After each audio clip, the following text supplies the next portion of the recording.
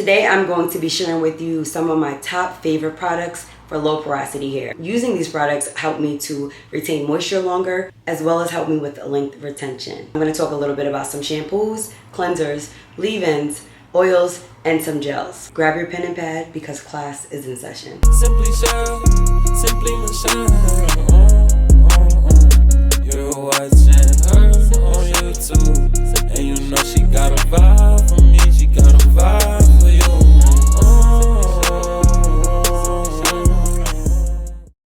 I always look for a good clarifying shampoo that's going to really clean my scalp, but it's also still going to leave me with some sort of moisture. I'm also going to add each and every product on the screen as well as in the description. Low porosity hair has a very hard time absorbing water as well as products, which makes it very difficult because a lot of products sit on top of the hair that can affect how much moisture our hair is actually getting. Using a clarifying shampoo can help break down protein structures, allowing moisture to penetrate more effectively. Be sure to read the ingredients. The shampoo that I love is Kinky Curly Come Clean. Love it, love it, love it. Was using it since I first went natural. A little on the pricey side, but a little goes a long way. It's an amazing cleanser. It's super gentle on my scalp. It just leaves my hair feeling really clean. I used it for a really long time and then I switched up. I always find myself going back to the products that I first started off with because if it ain't broke, then what? My next shampoo is the Shea Moisture Strengthen and Restore with shea butter, peppermint, and apple cider vinegar. All of those three ingredients are very beneficial. I've been rocking with Shea Moisture since Shea Moisture first came out. I don't use all of the products from Shea Moisture, but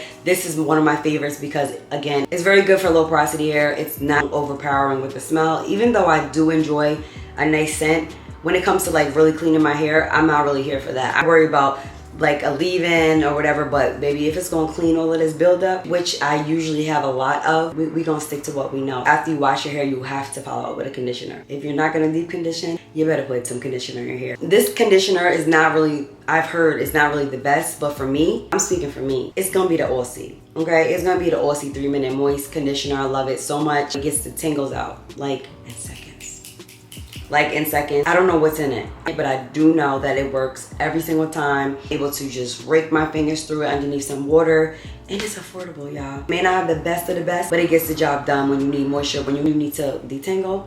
That Aussie 3-minute moist gonna get you right. I also like the jojoba one and the avocado one. Now we're gonna go into deep conditioning. Masque, DIYs, whatever the case may be. This one right here has my heart. And I feel bad because I kind of went astray a little bit because I'm a product junkie. This is my #1 top pick. Alikay Naturals Honey and Sage. Y'all, this conditioner, if you have low porosity hair and you see any ingredient or you read any ingredient that says anything with honey, you know it's a win. Down to the moisture, down to the definition, down to the smell. My hair literally looks beautiful after I use it. It literally looks so beautiful after I use it. A lot of people don't talk about Alikay Naturals, and they should, because the whole line is bomb. Next is going to be that Shea Moisture Raw Shea Butter Deep Moisturizing Mask with sea kelp and argan oil. What are the keywords, y'all? Sea kelp and argan oil. If you've been rocking with me, you know this is a staple as well. Love it, love it, love it, love it. There's not even much I can say about it. Well, this may sound repetitive, but I'm telling you, these are the products that have worked for me, and these are the products that have allowed me to keep and hold on to the length that I have, if not helped enhance. Conditioning plays a really big role in hair growth, the health of your hair, because if your hair is dry, it's not going to be able to move to the next level without that proper moisture. It's thick, and it just, I can feel it penetrating through my scalp. Like when you put it on, you can feel it working through. A lot of products, like I said, they sit on top of my hair, but with this, baby, it's gonna work through. And if you really want to get the best out of your deep conditioning, then I highly recommend to sit under a hooded dryer, a heated cap, or some type of steamer, because what that does is it helps to open up your cuticles. With low porosity, the cuticles is tight. So hard for moisture to just get in there, just even a little bit. So with heat, it's gonna help to open your cuticles and allow the moisture to really get into your hair. Definitely deep condition once a week. In the event your hair's in a protective style like mine, then of course you gotta ride the wave, but there are other ways that you can still moisturize your scalp when you have your hair in a protective style. Moving on to treatments. This Aztec clay hair mask, yeah, I have a video on it. And I'm telling you, if you don't check this video, I'm gonna put it right here, I'm gonna put it right here. The maximum hydration video that I did using this, if you're going through any type of dryness, watch that video. This clay is bomb. It's something that is a restock I'm gonna forever use until they stop making it, because it makes my hair feel amazing. Removes buildup, #1. So if you have like dry, itchy scalp, if you have like a lot of buildup, if your hair is just feeling just dull, it needs like some type of picker-upper, I highly recommend using the Aztec clay, and I actually use it and pair it with the next ingredient I was going to tell you, which is apple cider vinegar. Those two components go really well together. Of course, you mix it with water. I have a video on it so you can check it out. It works every single time, and it's gonna repair your hair, it's gonna clean your hair, and of course you want to follow up with a conditioner after using it. But get you some Indian Aztec clay, please get it. Just thank me in advance. Into the apple cider vinegar, you can use that separately for like a rinse, and apple cider vinegar really helps to just take care of your scalp. It gives you a healthy scalp. It helps to balance your hair's pH, which is really important because you want to make sure that it's on the proper level. It defines the curls, it adds shine, and it just does it every time. Does it smell funky? Yes. Does the smell dissipate after the water hits it? Absolutely. Those are my top 2 treatments that I incorporate in my hair routine, depending on the state of my hair. It just really all depends. Either way, just incorporate it in it. I don't care how you do it, but just do it. Your hair is going to thank you, especially low porosity hair. Getting into co-wash. A lot of people really don't see the reason to co-wash. And to my recollection and reading and stuff, they say that co-wash is really not the best for us low porosity people, but baby, it gets me right. Co-washing is basically moisturizing and conditioning your hair throughout the week before wash day. Sometimes you may have like your hair in a wash and go, or you may have your hair in a wash and go for maybe like 4 or 5 days. You may have your hair in a wash and go for 4 to 5 days. Maybe on day 5 you're like, oh, my hair looks dry, but my hair is not really dirty. It needs a little more moisture, but it doesn't need to be cleansed. It doesn't really need a clarifying shampoo. So that's why I like to co-wash my hair. Because me personally, I don't shampoo my hair a lot. I shampoo my hair when I feel like it needs it. And I also co-wash my hair when I feel like I need it. So first co-wash that I love is by Jane Carter, okay? That Jane Carter Curls to Go co-wash, yeah, it smells so heavenly. That's another staple of mine that I used when I first big chopped. I'm talking a couple of years back. That Jane Carter, Miss Carter. What's in it, but I promise you it's gonna detangle, it's gonna eliminate frizz, it's gonna eliminate knots, and it smells good. My curls pop every single time, and my hair just feels like I got that boost of like moisture that my hair needs. Sometimes you just need a little bit of moisture and you can keep it moving. It's gonna give you just that. Moving on to my second co-wash, I'm gonna say as I am, coconut co-wash. Believe it or not, my hair does not like coconut oil. I made the mistake when I first started my big chop journey, and I was putting coconut oil in my hair, just coconut oil, thinking I was doing something.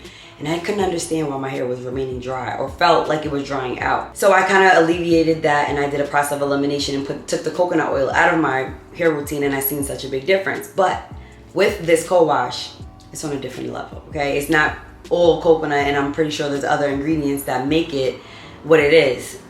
It does it. It's one of my favorites. It's in the shower right now, waiting for me when these braids come out. Very creamy, watery, creamy consistency, if that makes sense. It's not like thick. It's thick, creamy. I can glide my fingers through it every single time.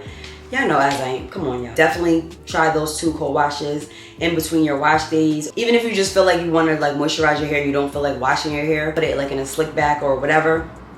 Co-wash. Ain't nothing wrong with co-washing as long as you're not overly moisturizing your hair. Too much of anything is not good for us, right? Moving on to our leave-ins. This is a big one, okay? This is a important one. You must use a leave-in with low porosity hair. There is no getting around it. You cannot skip it. I've tried several leave-ins. There are millions of leave-ins out there, but these are my favorites, and I have to put you on. That Shea Moisture Jamaican Black Castor Oil Strengthen and Restore Leave-In. Love it, love it, love it. My hair just eats it all up.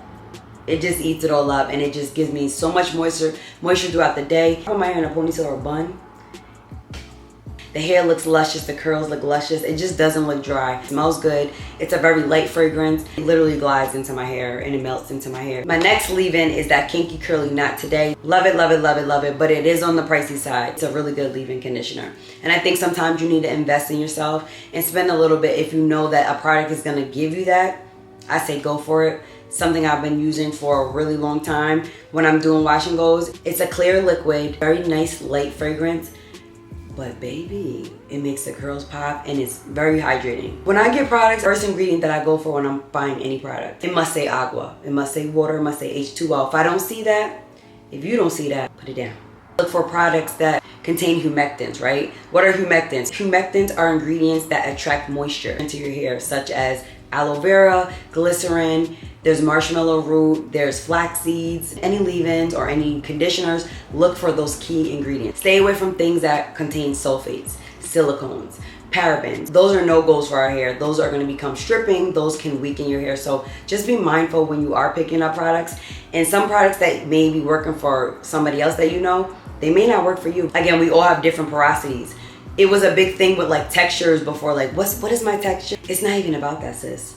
You could have 3C, 4C, whatever the case may be. It doesn't matter. It's all about knowing your hair's porosity, because when you know your hair's porosity, you know which products are going to work and it's going to give you the best result. My last leave-in that I love is by Tia Mowry, the For You.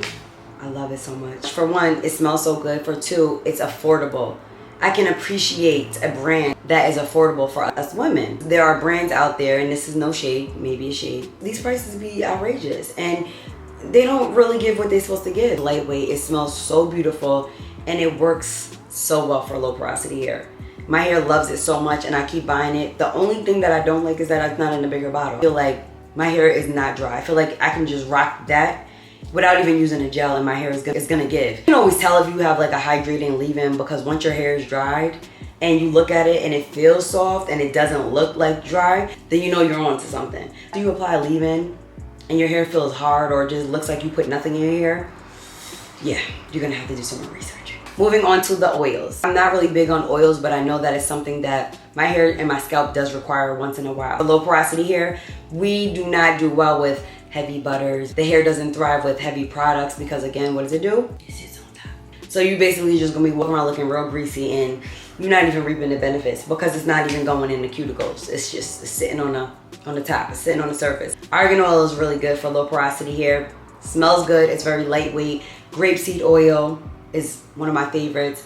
Apricot oil, jojoba oil, almond oil, and then we have the goat. We got the castor oil. Castor oil is gonna get you right every single time. It is thick, so I know I said that thick doesn't really work good, but for some reason or another, Jamaican black castor is on that list and says that Jamaican black castor oil made the list for low porosity.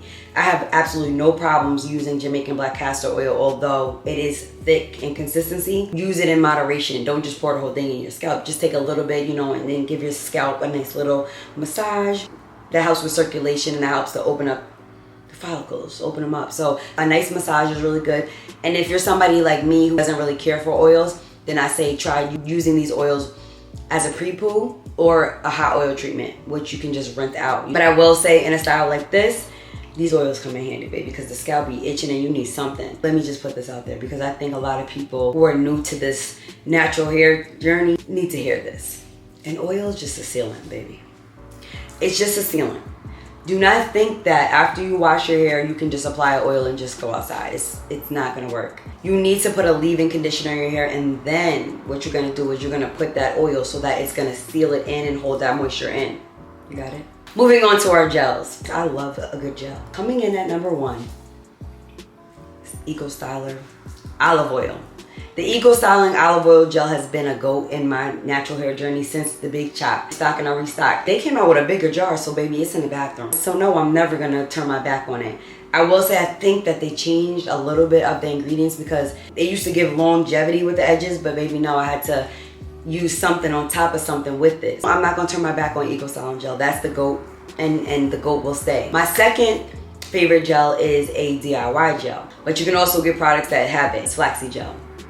I think I want to put flaxseed at the top, because I think flaxseed is one of the best. One of the best I've ever tried. I didn't put it at the top is because I don't like to always make it. I'm kind of a lazy natural, and I like to just grab and go for the sake of convenience. You want your curls to pop and you want to bomb wash and go, make you some DIY flaxseed gel. I definitely have a video for it, so I'm gonna put it right here for you as well. It's so natural. Help with growing your hair. There's nothing better than the slip that it gives. It has amazing slip. And then to top it off, my curls always look so, just try it. Get you some flax seeds. And lastly, the Curlsmith Curl Defining Souffle. Oh my God. Curlsmith does it every single time.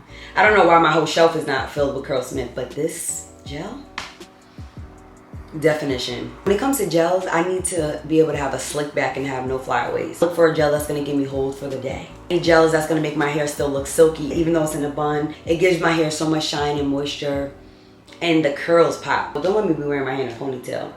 The pony be ponying, okay? And it gives so much shine, it gives definition, and it doesn't have like a really hard hold. Sometimes I like crunch, sometimes I just want bounce. It honestly all just depends on like my mood or the style that I'm going for. That's pretty much it. If you guys like these type of videos, let me know, comment down below. Like, what's your staple? What's one product that you cannot and will not live without? I hope you guys enjoyed. If you guys enjoyed, give this video a thumbs up. Subscribe to this channel because your girl gonna be giving you more tea, okay? This is just part 1. If you wanna see part 2, then make sure you like this video. I love you guys so much, and I'll see you in my next upload. Simply Shea, simply Michelle. You're watching her on YouTube.